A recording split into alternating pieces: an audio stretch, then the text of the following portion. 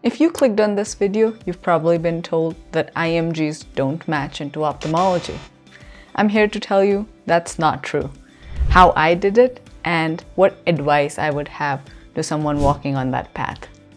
Hi, my name is Saloni Kapoor. I am the co-chief resident in the Ophthalmology Residency program at University of Pittsburgh. I am also a graduate of All India Institute of Medical Sciences in India and therefore an IMG. I matched into the Ophthalmology Residency program in 2021 and I wanted to share my experience and some tips. The reason I wanted to make this video is because around this time every year I have people reaching out to me to ask the same questions about, hey, I want to match into ophthalmology, what do I do?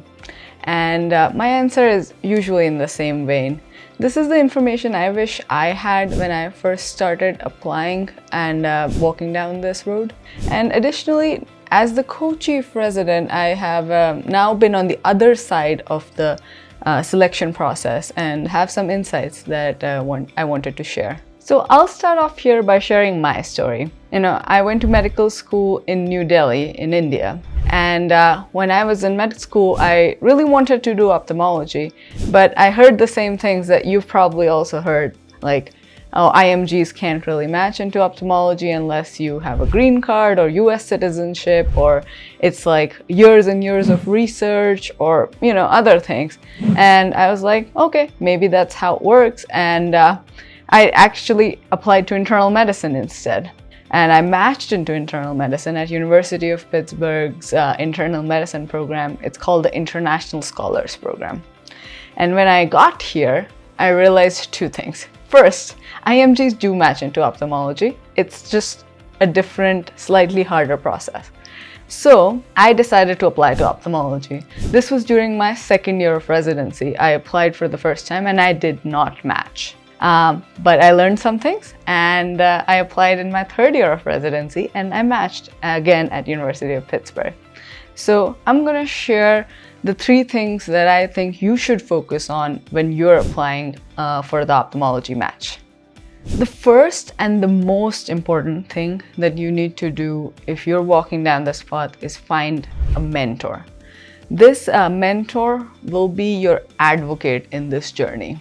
Usually people find this person in the form of a research advisor. Most people that have matched successfully into ophthalmology residency have had the path of having done medical school elsewhere, maybe an ophthalmology residency in their home country, maybe not necessary for sure.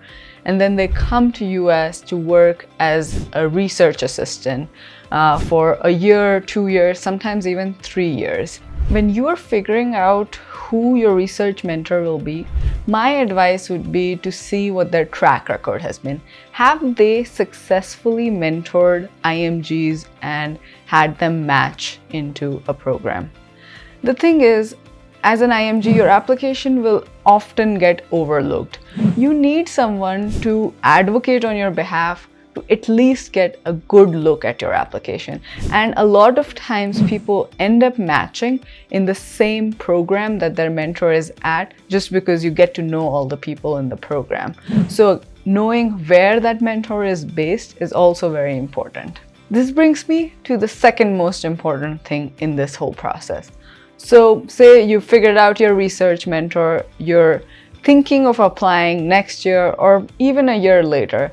Now you need to start figuring out what your target programs will be. In my opinion, target programs should be one that have a track record of having accepted IMGs in the past.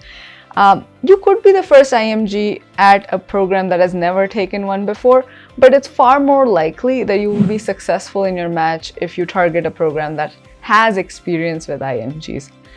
You also need to make sure that the program that you're targeting accepts the visa that you're on, or if you have a green card or citizenship, then it's not a problem that you have to deal with. Once you have figured out, this is the list of places that has taken IMGs in the past, and actually it's a surprisingly long list. Then you can start seeing, okay, my mentor maybe has connections over here. I may have connections in this program. And so then I would start reaching out to those connections in those programs and be like, hey, can we set up a chat and, eventually do a rotation or an observership at that program. Definitely introduce yourself to the people in the program and especially meet the program director while you're there. What you want out of this is that when you finally send in your application, it's not getting lost in that stack of hundreds of applications that every program receives now. That way they have a face to put to your application and be like, oh yeah, that person came and worked with me and I really like them.